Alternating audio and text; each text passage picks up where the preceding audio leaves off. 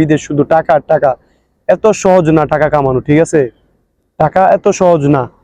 আসার আগে অবশ্যই কিছু কথা জানা নেন, ভালো করে জানা নেন যে মানুষ কেন আইসা 1 মাস 2 মাস পরে দেশে চলে যাইতেছে, কেন মানুষে কাজ পাইতেছে না, কেন মানুষে ঠিক মতো খাইতে পারতেছে না, এত লক্ষ লক্ষ টাকা দিয়ে বিদেশ আইসা। অবশ্যই কারণ আছে।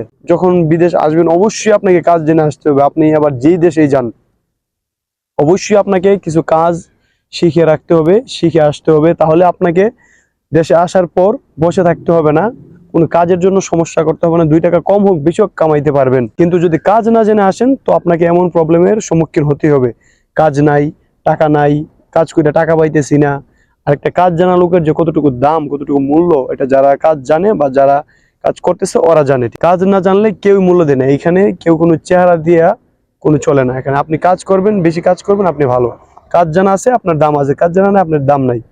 তাই অবশ্যই বিদেশ আওয়ার আগে ভালো করে কাজ যাই না আসেন, অন্তত পক্ষে 2-3টা কাজ যাই না আসি। 2-3টা কাজ যদি জানা থাকে অন্তত পক্ষে, তাহলে কোনো কাজের প্রতি সমস্যা হবে না বা কোনো বসে থাকতে হবে না। বাসা বাড়ির মানুষ কোনো টেনশন করবে না।